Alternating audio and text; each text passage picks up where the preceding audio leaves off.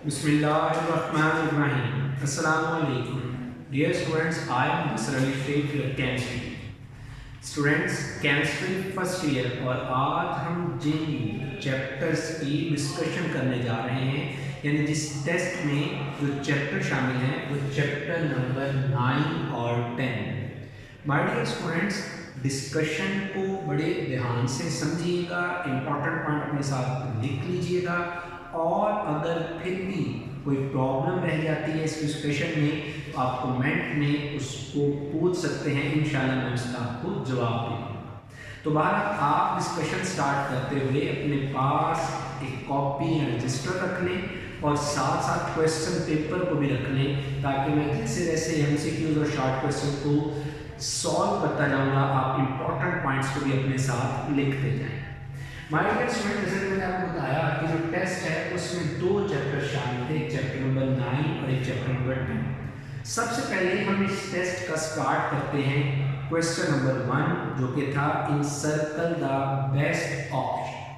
My dear student, इसमें जो सबसे पहला एमसीक्यूज की अगर बात करें तो इसमें जो सबसे पहला क्वेश्चन है that is about multiple choice question यानी MCQs। माय डियर स्टूडेंट, जो सबसे पहला इसमें MCQ है जरा गौर कीजिएगा। The density of sulphuric acid in the lead storage battery, जिसे आप कार बैटरी या लेड एक्यूमुलेटर बैटरी भी बोलते हैं, when the battery has run. आपको इस बात का अच्छे तरीके से पता है कि जो लेड एक्यूमुलेटर बैटरी है, इस लेड एक्यूमुलेटर बैटरी में आप जो इलेक्ट्रोलाइट यूज करते हैं that electrolyte is sulfuric acid। My dear student, ये जो इलेक्ट्रोलाइट है इस इलेक्ट्रोलाइट में जो सल्फ्यूरिक एसिड की परसेंटेज है दैट इज 30%, या हम कह सकते हैं कि इसकी मोलैरिटी है 3.2 mole approximately. My dear students, question ये है कि जब लेड एक्यूमुलेटर बैटरी मुकम्मल तौर पर डिस्चार्ज हो जाती है तो उस वक्त सल्फ्यूरिक एसिड की डेंसिटी कितनी है। माय डियर स्टूडेंट्स, जब लेड एक्यूमुलेटर फुली चार्ज हो तो चार्ज स्टेट में इसकी जो डेंसिटी है दैट इज 1.25 ग्राम्स पर क्यूबिक सेंटीमीटर। और जब ये बैटरी मुकम्मल रन होने से बाद है खत्म हो जाना, जब ये बैटरी डिस्चार्ज हो जाए तो इसकी जो डेंसिटी है दैट इज 1.15 ग्राम्स पर क्यूबिक सेंटीमीटर। तो इसका मतलब ये हुआ कि जो फर्स्ट MCQ है उसकी राइट ऑप्शन क्या होगी, राइट ऑप्शन उसकी होगी बीटा यानी 1.15 क्यूबिक पर cubic centimetre. My dear student, next second जो MCQ है NaCl is strong electrolyte because. याद रखिएगा सबसे पहली बात यह है कि इलेक्ट्रोलाइट क्या होता है।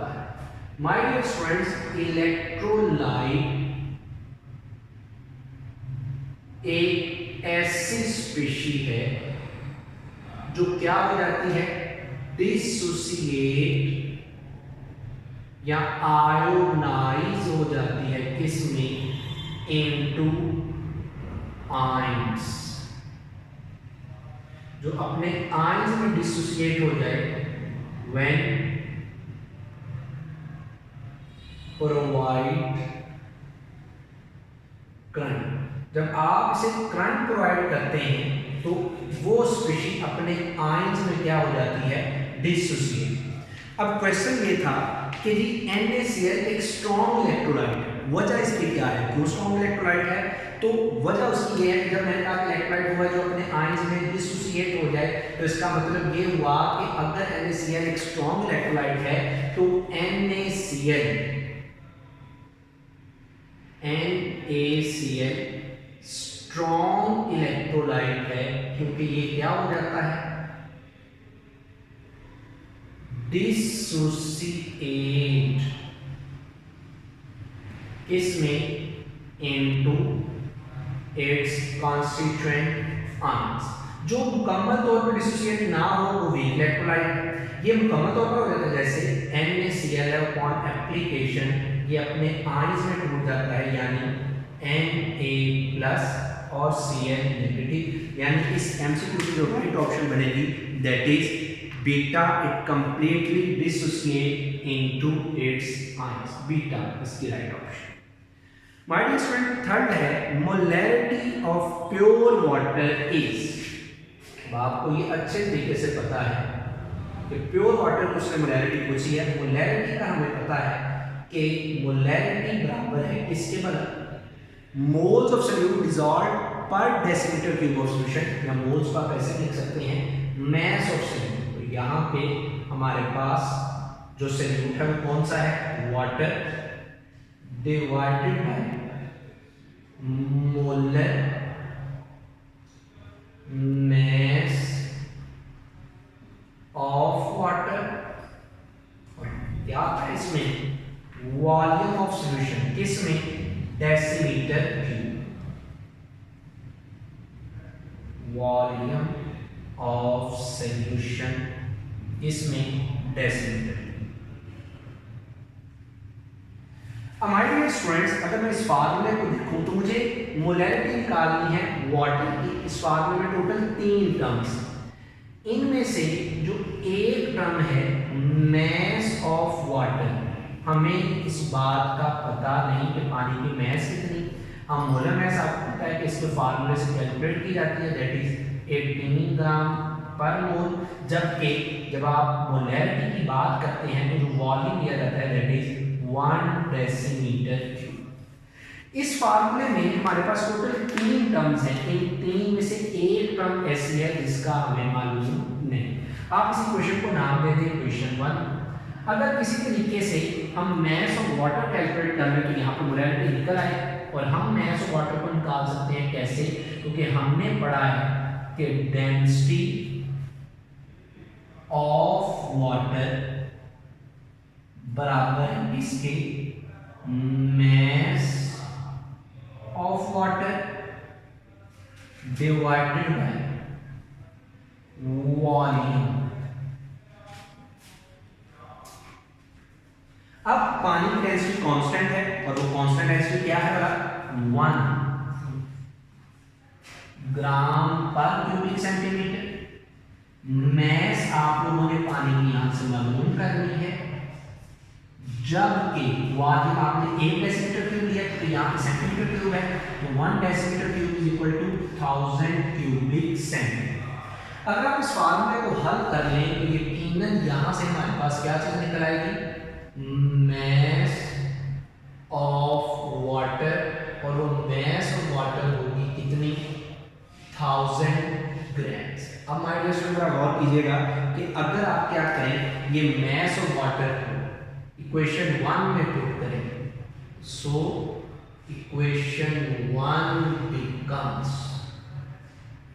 अगर आप गौर करें इक्वेशन 1 तो अगर आप ये वैल्यूज पुट करें तो then it will be mass molarity is equal to 1000 grams divided by 18 grams पर मोल मल्टीप्लाइड बाय 1 ओवर, अगर माय डियर स्टूडेंट्स को आप सॉल्व करेंगे इट विल बी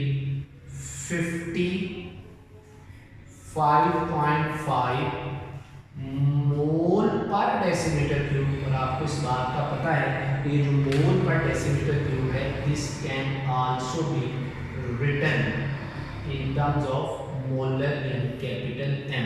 तो यो इस MCQ की जो राइट ऑप्शन बनती है that is Charlie. My dear student, आ रही है नेक्स्ट MCQ पर, which of the following has maximum hydration energy. इनमें से किस आयन की हाइड्रेशन एनर्जी मैक्सिमम। आपको एक सिंपल सा शॉर्टकट बता देता हूं, याद रखिएगा कि जो हाइड्रेशन एनर्जी है जिसे आप एब्रीवेट करते हैं डेल्टा H से, that is equal to that is directly proportional to charge density, and charge density directly proportional to charge over size. My dear students, concept clear हो गया। इसका मतलब ये हुआ कि किसी आयन का चार्ज जितना ज्यादा या साइज जितना कम होगा उसकी चार्ज डेंसिटी ज्यादा और हाइड्रेशन एनर्जी भी क्या होगी ज्यादा। अगर आप इन ऑप्शंस में गौर करते हैं तो आप देख सकते हैं कि यहाँ पे सबसे ज्यादा जो चार्ज है वो किस पर है, एल्यूमिनियम यानी +3। तो चूंकि एल्यूमिनियम का चार्ज सबसे ज्यादा, चार्ज डेंसिटी ज्यादा, तो उसकी हाइड्रेशन एनर्जी भी क्या होगी ज्यादा। माय डियर स्टूडेंट्स, यानी इसकी जो राइट ऑप्शन बनती है that is charge, C option. Next आ गई, अगला है 5वां MCQ. A solution of glucose is 10% weight by volume. The volume in which 1 gram, लफ्ज लिखा है gram mole, gram mole mean 1 mole. The volume in which 1 gram of it dissolved will, यानी अगला गौर कीजिएगा, आपको गिवन क्या है, हमें गिवन है 10% weight by volume glucose solution. My dear students, मैं आपको एक और बात बता दूं, यकीनन आपको इस बात का पता भी होगा कि हमेशा जब आप परसेंटेज का कंसंट्रेशन का यूनिट देते हैं तो इसमें जो बटे से ऊपर वाली क्वांटिटी होती है दैट इज फॉर सॉल्यूट, और जो बटे से नीचे वाली क्वांटिटी होती है ना दैट इज फॉर सॉल्यूशन। तो जब स्टेटमेंट में लिखा 10% weight by volume glucose solution, तो इसका मतलब क्या होगा कि 10 ग्राम्स ग्लूकोज लेके इसको आपने डिसॉल्व किया है, डिसॉल्व इन सॉल्यूशन। कितना सॉल्यूशन, क्योंकि वॉल्यूम है, सॉल्यूशन का परसेंट से मुराद 100 होता है, तो दैट विल बी 100 सेंटीमीटर। ये था 10 ग्राम डिसॉल्व हो। तो बताइएगा जरा कि अगर 1 ग्राम ग्लूकोज डिसॉल्व करनी हो तो वो कितने सॉल्यूशन में डिसॉल्व होगी, तो यकीनन आप कहेंगे then it will be 100/10 centimetre. My dear students, ये 1 ग्राम के लिए है, पर हमसे 1 ग्राम के लिए नहीं बल्कि 1 ग्राम मोल के लिए, यानी 1 मोल के लिए पूछा गया। और ग्लूकोज के 1 मोल की जो मास है, फार्मूला आपको पता है, C6H12O6, इसके एक जो molar mass that is 180 grams पर। तो फिर 1 ग्राम अगर इतने में डिसॉल्व होता है तो 180 किस में होगा, 180 ग्राम ग्लूकोज। दोनों तरफ इससे आप क्या कर देंगे, multiply, that is 100 divided by 10 multiplied by 180 centimetre. Solve करेंगे माय डियर स्टूडेंट्स, तो बनेगा 1800 सेंटीमीटर क्यूब। अगर आप अपने ऑप्शंस को देखें तो जवाब है 1.8 डेसीमीटर क्यूब। वजह उसकी ये है कि जो 1 डेसीमीटर क्यूब है that is equal to 1000 cubic centimetre. तो क्यूबिक सेंटीमीटर से डेसीमीटर क्यूब में आने के लिए हम इसको क्या करते हैं, मल्टीप्लाई, सॉरी छोटी क्वांटिटी से बड़ी में आने तो हम इसको डिवाइड करेंगे इसके साथ 1000 के साथ, यानी जो राइट ऑप्शन इसकी बनती है दैट इज बीटा, इस जो एमसीक्यू।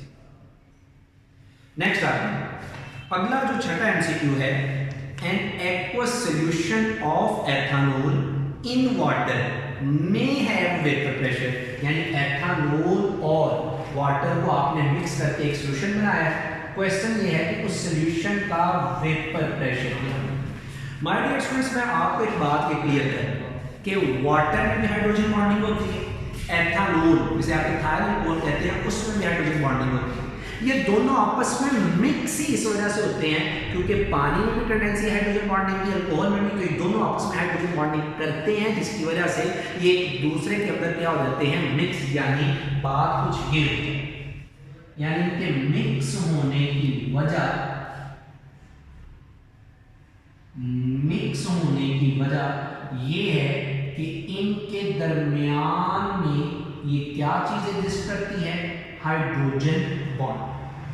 अब ये हाइड्रोजन बॉन्डिंग बन गई, इनके दरमियान सॉल्यूशन डेवलप हो गया, दैट इज हाइड्रोजन बॉन्डिंग। ये तो सॉल्यूशन बनने की वजह है। अब सर ये सॉल्यूशन बन गया, बताइए कि सॉल्यूशन का वेपर प्रेशर क्या होगा। इस सॉल्यूशन का जो वेपर प्रेशर है दैट इज जो ऑप्शन है Charlie more than that of 1। Sir कैसे? वजह ये है कि जब आप क्या करते हैं एथाइल अल्कोहल और वाटर को आपस में मिक्स करते हैं तो इस केस में जो हाइड्रोजन बॉन्डिंग है ये वीकर हो जाती है। ये हाइड्रोजन बॉन्डिंग क्या हो जाती है? Weaker. That hydrogen bond is weaker किसके निस्बत? देन हाइड्रोजन बॉन्ड इन, बात का ध्यान से सुनिए, प्योर एथेनॉल और प्योर वाटर। यानी अगर प्योर वाटर है तो उसमें हाइड्रोजन बॉन्डिंग स्ट्रांग है, प्योर एथेनॉल है तो उसमें हाइड्रोजन बॉन्डिंग स्ट्रांग है, लेकिन जब आप उसमें आपस में मिक्स करते हैं तो बनती अब भी हाइड्रोजन बॉन्डिंग है, but that hydrogen bonding is weaker hydrogen bonding. यही वजह है कि इन दोनों का जो सॉल्यूशन है, जो कि इसमें फोर्स वीकर हो जाती है, ब्लड प्रेशर बढ़ जाता है, that solution show positive deviation किससे? From Raoult's law. तो माय डियर स्टूडेंट्स, ये मैंने आपको इसकी एक्सप्लेनेशन दे दी। एक और भी चलना आपको चीज बता दूं कि जो प्योर एथेनॉल है इसका जो बॉइलिंग पॉइंट है दैट इज 78.5 डिग्री सी। जो प्योर वाटर है इसका बॉइलिंग पॉइंट है 100 डिग्री सी। लेकिन जब आप इन दोनों को मिक्स करके सॉल्यूशन बनाते हैं तो इनके सॉल्यूशन का जो बॉइलिंग पॉइंट आता है दैट इज 78.1 डिग्री। इसका मतलब है ये बॉइलिंग पॉइंट दोनों के निस्बत कम हो गया क्योंकि इनका वेपर प्रेशर ज्यादा। तो राइट ऑप्शन मैंने आपको बता दी इसकी सी। माय डियर स्टूडेंट्स, नेक्स्ट जो एमसीक्यू है 7th, which of the following solutions has the highest boiling point. इनमें जो चार ऑप्शन दी गई हैं हाईएस्ट बॉइलिंग पॉइंट किसका होगा?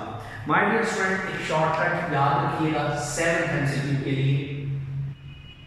वो शॉर्टकट ये है इस एमसीक्यू में, greater number of particles, greater will be boiling point। जितने पार्टिकल में सॉल्यूशन में पार्टिकल्स की तादाद ज्यादा होगी उसका बॉइलिंग पॉइंट उतना ज्यादा। आपको चार ऑप्शंस दी गई हैं, जैसे फर्स्ट है 5.85% solution of sodium chloride, 18% solution of glucose, 6% solution of urea, 1.1% solution of sucrose। तो आप इन सब में क्या निकाल लेंगे?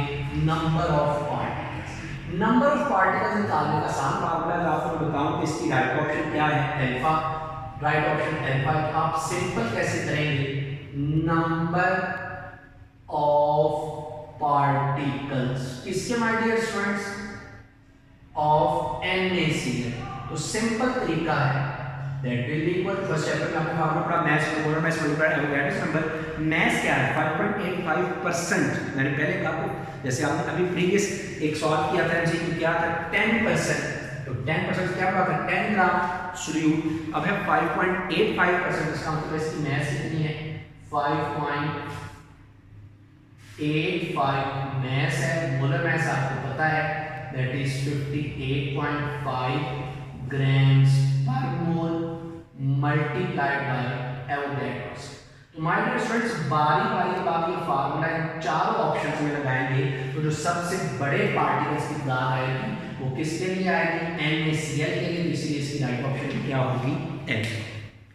नेक्स्ट आ रही है बड़ा सिंपल एमसीक्यू, चीज is a type of solution. चीज वो चीज है जिसके बगैर आपका गुजारा नहीं है। जितने भी पिज्जा वगैरह आप खाते हैं उनमें चीज की आप एक्स्ट्रा टॉपिंग भी करवाते हैं। तो चीज बेसिकली सॉल्यूशन। ये टाइप कौन सी है? माइंड स्टूडेंट, ये टाइप है लिक्विड इन सॉलिड। नेक्स्ट आ जाएगी 9वां एमसीक्यू है the cathode in the nickel cadmium cell. Nickel cadmium cell से आप एब्रिवेट भी करते हैं NiCad से। उसमें जो कैथोड है that is made up of NiO2, यानी राइट ऑप्शन है alpha. Which of the following is most reactive. मैं आपको फिर अगेन इसका एक शॉर्टकट बता देता हूँ, याद रखिएगा my dear students, electrochemical series की एप्लीकेशन में ये है कि जो reactivity of metal, reactivity of metal that is inversely proportional to the, shortcut याद रखिए, रिडक्शन पोटेंशियल। जितना किसी मेटल का रिडक्शन पोटेंशियल ज्यादा होगा उसकी रिएक्टिविटी उतनी कम।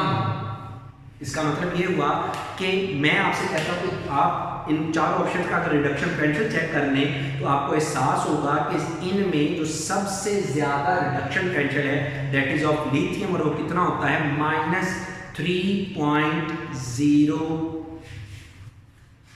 एक मिनट गलती हो एडिट हो जाए। जितना रिडक्शन पोटेंशियल कम उतनी रिएक्टिविटी ज्यादा।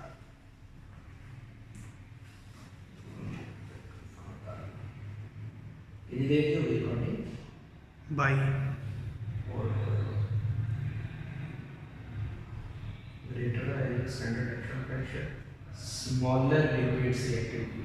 पहले मैं क्या बोले, जितना रिडक्शन पोटेंशियल ज्यादा रिएक्टिविटी उतनी कम। चलो एडिट कर देते शुरू तो पढ़ बढ़ा के कर देते। चलो नहीं है, ठीक है, तो शुरू कर एम का आपके बाद लिख लेते हैं। आज नहीं कर number 10।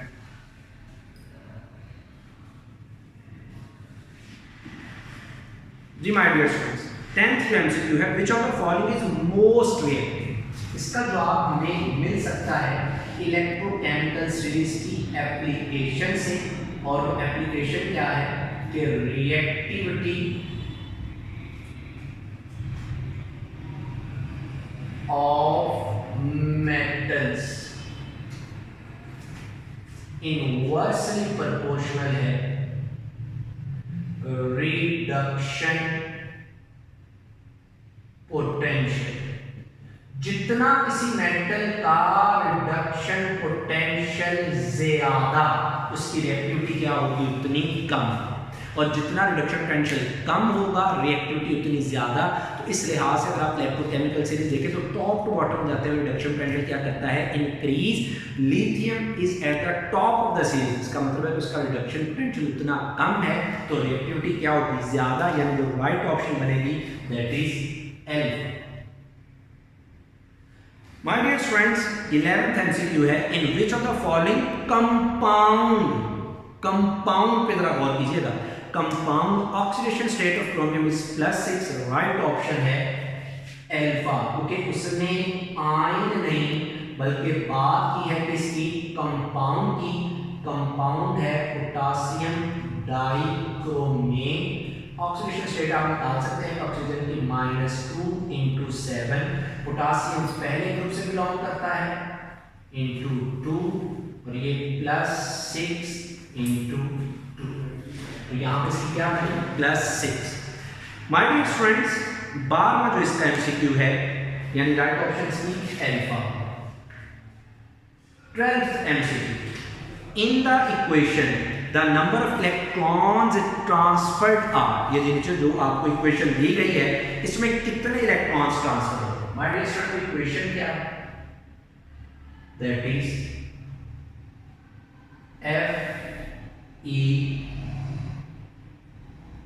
Fe farad Fe3+, this one is stannous. पूछता है कि इसमें कितने इलेक्ट्रॉन्स ट्रांसफर। इसमें कोई नई इक्वेशन नहीं है, ये आपकी एक्सरसाइज में इक्वेशन है बैलेंसिंग ऑफ रिडॉक्स इक्वेशन, उसमें एक टाइप है। तो इसमें इलेक्ट्रॉन को ट्रांसफर करने से, इलेक्ट्रॉन की बात करने से पहले you have to balance the electrons. मैं उस बहस में नहीं जा रहा, मैं तो सिंपल इसको डायरेक्ट बैलेंस कर रहा हूँ। वो कैसे है, वो एक लंबा चौड़ा मेथड है तो यकीनन आप लोगों ने पढ़ा होगा। बैलेंसिंग ब्रेक इसकी ऐसे हो जाए। अगर आप इस इक्वेशन में गौर करें तो आयरन +3 से कन्वर्ट होता है इसमें +2। आपको पता है कि अगर ऑक्सीडेशन स्टेट कम हो तो ये क्या कहलाती है, रिडक्शन। ये +3 से +2 में गया मतलब इसकी क्या होगी, रिडक्शन। एक आयरन ने +3 से +2 में जाने का मतलब है एक इलेक्ट्रॉन को गेन किया। यहाँ पर आयरन है कितने, 2। अगर एक आयरन एक इलेक्ट्रॉन गेन करता है तो 2 कितने करेंगे, 2 इलेक्ट्रॉन्स। यहाँ पे T क्या है, +2, यहाँ पे क्या है +4, इसका मतलब है ये +2 से +4 में चला गया, मतलब इसमें 2 इलेक्ट्रॉन रिलीज। प्लस का मतलब है ऐड होना, रिडक्शन होना, और माइनस का मतलब है इलेक्ट्रॉन का गेन होना। तो ओवरऑल इसका जवाब क्या आ जाएगा कि इसमें इलेक्ट्रॉन्स की कितने ट्रांसफर हुई, 2, यानी राइट ऑप्शन इसकी क्या बनेगी, बीटा। माय डियर स्टूडेंट्स, इसमें भी एक शॉर्टकट दे दीजिए। मैं तो इसमें डिटेल में भी बात नहीं कर रहा, लेकिन आपके लिए लिख रहा हूं, याद रखिएगा कि इंक्रीज इन, बड़ा सिंपल सा शॉर्टकट आपको बता रहा हूं, इन ऑक्सीडेशन स्टेट। अगर किसी चीज की ऑक्सीडेशन स्टेट इंक्रीज करे तो याद रखिएगा उसकी होगी oxidation, while decrease in oxidation state is called reduction। तो ये +3 से +2 में हुआ डिक्रीज हुई तो मैंने लिख दिया था रिडक्शन, और ये +2 से +4 में क्या होगी, ऑक्सीडेशन। अब आइए माय डियर स्टूडेंट्स बात करते हैं शॉर्ट क्वेश्चंस की। Question number 2, right short answers to the following questions. सबसे पहला बड़ा well known question, give 3 statements of Raoult's law. अब ये स्टेटमेंट्स आप सबने पढ़ी हैं, मैं आपको इसमें डायरेक्ट अगर आपके सामने मैथमेटिकली लिखूं तो आपने स्टेटमेंट तो लिखनी है, लेकिन साथ उसकी मैथमेटिकल फॉर्म लिखनी है। जैसे पहली स्टेटमेंट है कि vapour pressure of a solvent above solution is equal to the vapour pressure of pure solvent multiplied by the mole fraction of salt. ये इसकी एक स्टेटमेंट। एक इसकी स्टेटमेंट है कि lowering of vapour pressure delta P is equal to P not into x2 when x2 is the mole fraction of solute. और तीसरी इसकी है कि relative lowering of vapour pressure is equal to mole fraction of solute. मैं 12 दफा कह रहा हूं कि सिंपल मैथमेटिकल फॉर्म में पहले स्टेटमेंट देन इसकी आप तीनों मैथमेटिकल फॉर्म्स। सेकंड है what are non ideal solutions. बड़ा बेहतरीन आपको पता कि नॉन आइडियल सॉल्यूशंस क्या हैं, ऐसे solutions which do not obey routes law. ये बात क्लियर। आगे कहता है राइट देयर टाइप्स, ये लिख लीजिएगा, ये आपको किसी बुक से भी इसका जवाब नहीं मिलेगा। Right there types, there are 2 types. Direct जवाब नहीं, वैसे इनडायरेक्ट जवाब दिया गया है। इनकी टाइप्स क्या है, 1 ऐसे solution which show positive deviation from routes law, और दूसरा ऐसे सॉल्यूशन जो नेगेटिव डेविएशन, यानी बात ये तय होगी कि नॉन आइडियल सॉल्यूशन वो है जो राउट्स लॉ को ओबे ना करें। ये 2 तरह के होते हैं, ऐसे जो पॉजिटिव डेविएशन शो करें और एक ऐसे जो नेगेटिव डेविएशन। आगे कहता है give 3 examples of each. My dear students, इनकी एग्जांपल नोट कर लीजिए कि पॉजिटिव डेविएशन जो सॉल्यूशन है उनमें 3 एग्जांपल्स पहले नोट कर लीजिए, वाटर एंड इथाइल अल्कोहल। दूसरी एग्जांपल नोट कर लीजिए, इथाइल अल्कोहल एंड बेंजीन। तीसरी एग्जांपल नोट कर लीजिए, एसिटिक एसिड एंड टॉल्यूइन। तो ये 3 ऐसे सॉल्यूशन थे जो पॉजिटिव डेविएशन शो करते हैं। अब नेगेटिव की 3 एग्जांपल नोट कर लीजिए। पहली है HCl प्लस वाटर का सॉल्यूशन, दूसरी है नाइट्रिक एसिड एंड वाटर, और तीसरी है क्लोरोफॉर्म एंड एसीटोन। तो ये 3 ऐसे सॉल्यूशन थे जो नेगेटिव डेविएशन को शो करते हैं। नेक्स्ट आ जाइए माय डियर स्टूडेंट्स, थर्ड है colligative properties are obeyed when the solute is non-electrolyte and also when the solutions are dilute। My dear students, solution उसने कहा उस वक्त obey होगा colligative property जब solute non-electrolyte हो। आप सबको पता है कि colligative properties ऐसी properties हैं which depend upon the number of particles। अगर आपने कोई सल्यूट इलेक्ट्रोलाइट ले लिया तो इलेक्ट्रोलाइट में अभी आपसे बात करके आया कि वो इलेक्ट्रोलाइट अपने आयंस में क्या हो जाएगा, डिसोसिएट हो जाएगा। जब कोई इलेक्ट्रोलाइट अपने आयंस में डिसोसिएट होगा तो जाहिर बात है उसके पार्टिकल्स की तादाद भी क्या हो जाएगी, चेंज। और जब पार्टिकल्स की तादाद चेंज होगी तो कॉलिगेटिव प्रॉपर्टी भी चेंज हो जाएगी, क्योंकि कॉलिगेटिव प्रॉपर्टीज तो डिपेंड ही किस पे करती हैं, नंबर ऑफ पार्टिकल्स। दूसरा उसने कहा कि वो जो सॉल्यूशन है वो डाइल्यूट होना चाहिए। My dear students, in case of concentrated solution, जब आप कंसंट्रेटेड सॉल्यूशन ले लेंगे तो सॉल्यूट पार्टिकल्स आपस में मिलके क्लस्टर्स बना देंगे, गुच्छा बना देंगे, आपस में एक एग्रीगेट बना देंगे, बजाय इसके कि सॉल्यूट पार्टिकल सॉल्वेंट की एस्केपिंग टेंडेंसी को, इवेपोरेट होने की सलाहियत को डिक्रीज करें, वो सॉल्वेंट से इंटरेक्ट करने की बजाय आपस में इंटरेक्ट करेंगे और क्लस्टर बना देंगे, जिसकी वजह से सॉल्वेंट की एस्केपिंग टेंडेंसी क्या हो जाएगी, कम, और वो फिर सॉल्यूशन जो है वो कोलिगेटिव प्रॉपर्टीज को प्रॉपर्ली ओबे नहीं कर सकेगा। तो दो बातें हो गई कि अगर इलेक्ट्रोलाइट के पार्टिकल्स की बहुत चेंज हो जाएगी, और अगर डाइल्यूट की बजाय कंसंट्रेटेड है तो सॉल्यूट पार्टिकल्स क्या बना देंगे, क्लस्टर्स। चौथा, the concentration in terms of molality is independent of temperature, but molality depends upon temperature.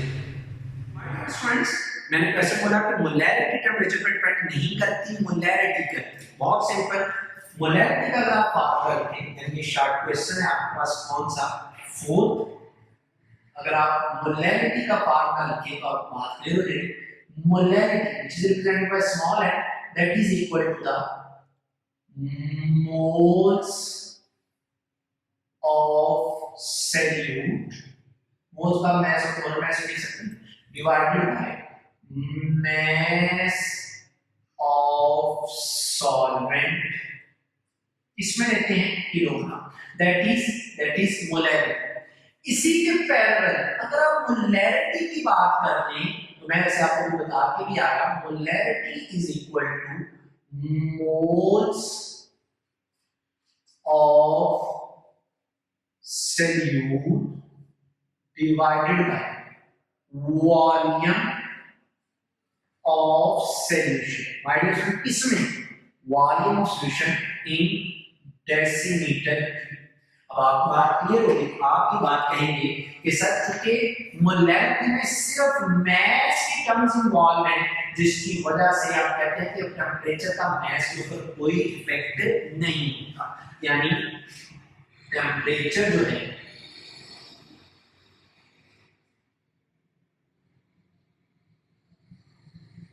Temperature का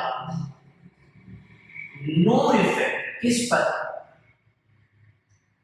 मैस, जब मैस पे इफेक्ट नहीं, मोलैरिटी पर भी इफेक्ट नहीं, बट दिस इफेक्ट वॉल्यूम।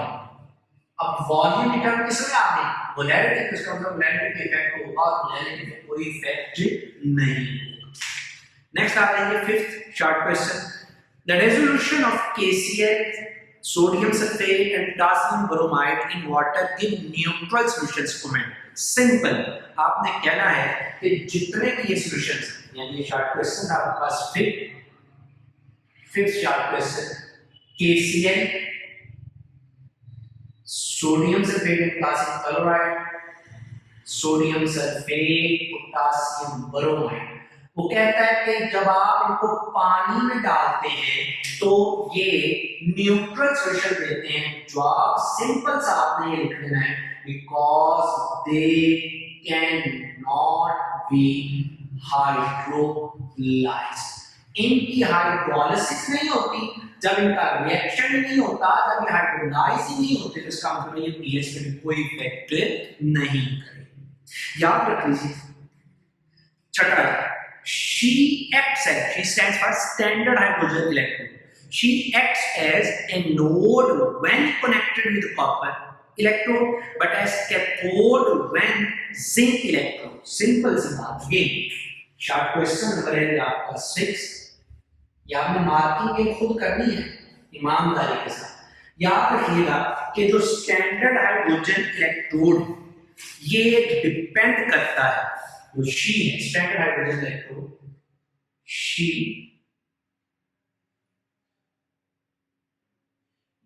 में under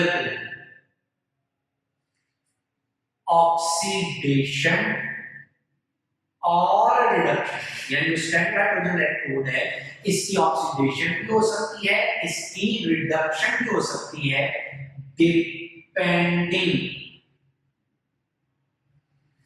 on nature of electrode coupled with, my dear students, आप सबको पता है कि अगर आपने किसी भी एलिमेंट का इलेक्ट्रोड पोटेंशियल मालूम करना है तो आप उस इलेक्ट्रोड को अटैच कर देते हैं इसके साथ शीट के साथ। तो मैंने पहली बात कही कि शीट है ये ऑक्सीडेशन भी अपनी करवा सकता है, यानी ये काम कर सकता है किसके तौर पर, एनोड के तौर पर, ये अपनी रिडक्शन भी करवा सकता है, यानी ये काम कर सकता है किसके तौर पर, कैथोड के तौर पर। डिपेंड करता है कि ये अटैच किसके साथ। अब उसने पहले से कहा कि she acts as a node when connected with copper। इसका मतलब ये हुआ कि जब कॉपर के साथ ये अटैच होता है तो she काम करता है एनोड। इस केस में इस कॉपर की क्या होती है, रिडक्शन, और जो हाइड्रोजन है इस हाइड्रोजन की क्या होती है, ऑक्सीडेशन।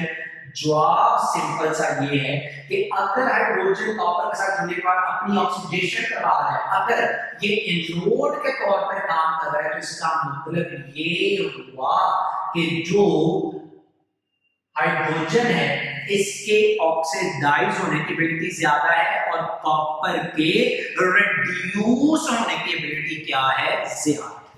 इसके बरक्स अगर किताब का कहता है कि जब इसी हाइड्रोजन को आप जिंक के साथ लगाते हैं तो जिंक की क्या होती है, ऑक्सीडेशन, जबकि हाइड्रोजन की क्या होती है, reduction.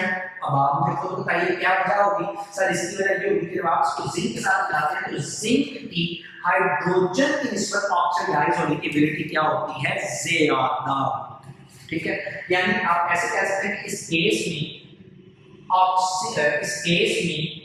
Reduction potential of copper ज्यादा है किसके, reduction potential of SHE, standard hydrogen. और इस केस में आप क्या लिखेंगे कि reduction potential of SHE, standard hydrogen, ज्यादा है किससे, reduction potential of zinc. Next आ गई माय डियर स्टूडेंट्स, अगला है जी a salt bridge, a salt bridge maintains the electrical neutrality in the cell। जो salt bridge है ये electrical neutrality को क्या करता है, मेंटेन। बड़ा सिंपल, दो चार बातें हैं जो आप लिखेंगे कि कैसे मेंटेन करता है। salt bridge maintains the electrical neutrality, बड़ी सिंपल सी बात। आप कहेंगे जब salt bridge बातें उसमें से करनी चाहिए, आप जो लिख रहे हो सॉल्ट ब्रिज कैसे मेंटेन करता है, तो आप लिखेंगे avoids inter mixing of liquids. जैसे आपको बनानी चाहिए, आप एक हाफ सेल में आपने जिंक सल्फेट लिया था, एक में कॉपर सल्फेट, मिक्सिंग से ये अवॉइड करता है। दूसरी वजह आप लिखेंगे कि ये क्या करता है, ये आपको प्रोवाइड करता है प्रिवेंट accumulation of ions, यानी अगर किसी बीकर में पॉजिटिव आयन ज्यादा है तो उसमें नेगेटिव भेजेगा, और अगर किसी में नेगेटिव ज्यादा है तो उसमें क्या भेजेगा, पॉजिटिव आयन भेजेगा। ये क्या करता है, प्रोवाइड कंडक्टिंग पाथ, किसके लिए, फॉर आयंस। तो इस तरह से ये दो हाफ सेल्स के दरमियान क्या मेंटेन करता है, electrical neutral. My dear students, next question पे आ जाए। नेक्स्ट क्वेश्चन है जी 8वां, how electrochemical series explain spontaneity of oxidation reduction reaction.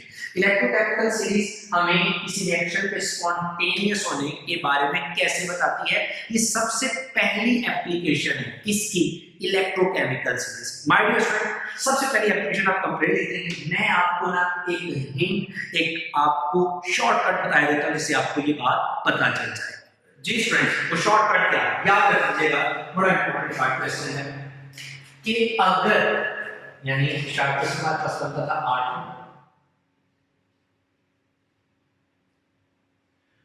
अगर सेल पोटेंशियल, डिटेल तो आप लिख भी लेंगे, याद रखिएगा अगर सेल पोटेंशियल का जवाब, और आपने पढ़ा है सेल पोटेंशियल का मतलब किसकी होता है, cell potential is equal to oxidation plus reduction. अगर सेल पोटेंशियल का जवाब किसमें आ गया पॉजिटिव, तो याद रखिएगा जो आपका रिएक्शन है, आर स्टैंड्स फॉर रिएक्शन, आपका रिएक्शन क्या होता है स्पॉन्टेनियस, आपका रिएक्शन क्या होता है फिजिकल।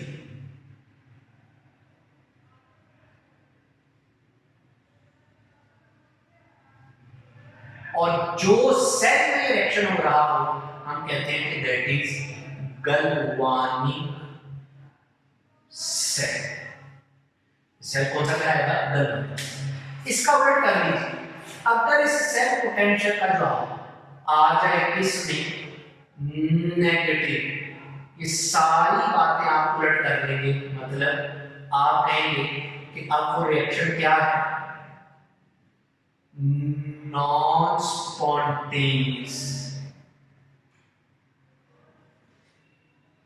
अब पहले रिएक्शन अगर फिजिकल था तो अब क्या है रिएक्शन नॉन फिजिकल। अगर पहले गैल्वानिक सेल एस्टैब्लिश हो गया है, अब आप क्या कहेंगे इलेक्ट्रोलाइटिक सेल। तो माय डियर स्टूडेंट्स, इसके बाद आप वो जिंक और कॉपर जो हमारी बुक में एग्जांपल दी गई है उसको आप कोट करेंगे। Next item my dear students 9, how voltaic cell can be used as reversible cell. Voltaic cell क्या होता है जो आपको इलेक्ट्रिक करंट प्रोवाइड करता है at the cost of chemical energy. Reverse करने का क्या मतलब है कि अब पहले आपको इलेक्ट्रिक करंट प्रोवाइड कर रहा था, रिवर्स करने का मतलब है कि अब आप उसे इलेक्ट्रिक करंट प्रोवाइड करेंगे और कोई नॉन स्पॉन्टेनियस रिएक्शन क्या करेगा प्रोसीड। जहां पे गैल्वानिक सेल की टॉपिक है हमारे ऊपर, उससे आगे लिखा है voltaic cell as reversible cell, तो वो सेल क्या हो जाएगा ऑपोजिट, यानी उसमें जो बात होगी रिवर्स सेल करना। तो अगर वोल्टिक सेल में जिंक पहले ऑक्सीडाइज हो रहा था, इस केस में अब जिंक क्या होगा रिड्यूस।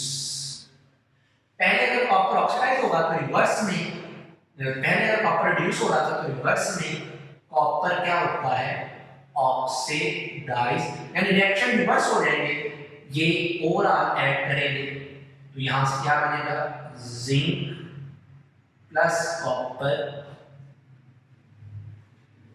ये इक्वेशन आ जाएगी voltaic cell as reversible cell. और माय डियर स्टूडेंट लास्ट में शॉर्ट क्वेश्चन है, the electrolysis of aqueous solution is somewhat more complex, explain. ये तो बड़ा बेहतरीन और कंसेप्चुअल था कि जब आप इलेक्ट्रोलिसिस करते हैं एक्वस सॉल्यूशन की तो ये कॉम्प्लेक्स है। याद रख लीजिएगा कि electrolysis of aqueous electrolyte is complex। ये कॉम्प्लेक्स होती है। भाई क्यों कॉम्प्लेक्स होती है याद रख लीजिएगा, क्योंकि इस केस में प्रोडक्ट्स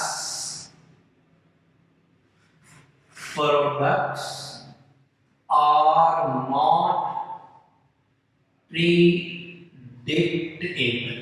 प्रोडक्ट्स को प्रेडिक्ट नहीं कर सकते। सर क्यों प्रोडक्ट्स को प्रेडिक्ट नहीं कर सकते? क्योंकि इस केस में कंपटीशन आ जाता है between electrolyte and water. Aqueous solution नहीं है। मसलन मैं आपको एक छोटी सी मिसाल देता हूँ, बात खत्म करता हूँ कि आपने नेल्सन सेल पढ़ा होगा मैट्रिक में फर्स्ट ईयर में। अगर आप इसका एक्वस सॉल्यूशन लेते हैं, ये एक Na प्लस और Cl नेगेटिव, यहाँ पर वाटर भी उसको क्या करेगा आयोनाइज हाइड्रोनियम आयन। अगर आप और करें, एक मिनट के लिए सोचें कि अगर पानी ना होता तो आपको पता है एक पॉजिटिव आयन माने ये बात है कैथोड पे चला जाएगा, एक नेगेटिव ये एनोड पे। लेकिन चूंकि पानी की है तो दो पॉजिटिव आयन आ गए, ये दोनों कोशिश करेंगे कि मूव कर जाए कैथोड की तरफ, इनके दरमियान में क्या होगा कंपटीशन। ये दोनों कोशिश करेंगे कि मूव करें एनोड की तरफ, तो दोनों के दरमियान में क्या आ जाएगा कंपटीशन, जिसकी वजह से हम प्रोडक्ट्स को प्रेडिक्ट नहीं कर पाते और ये रिएक्शन क्या हो जाता है कॉम्प्लेक्स। और माय डियर स्टूडेंट्स लास्ट में लॉन्ग क्वेश्चंस हैं, सीधे से आप उनको पढ़ेंगे तो आपको सीधा सीधा उनका जवाब मिल जाएगा। Freezing point and pressure chapter number 9 से और फ्यूल सेल चैप्टर नंबर 10 से, और ये दोनों बेशुमार दफा लॉन्ग में भी आ चुके। उम्मीद है कि आपको आज की बातें अच्छे से क्लियर हुई हो। अपना बहुत ख्याल रखिएगा। अस्सलाम वालेकुम।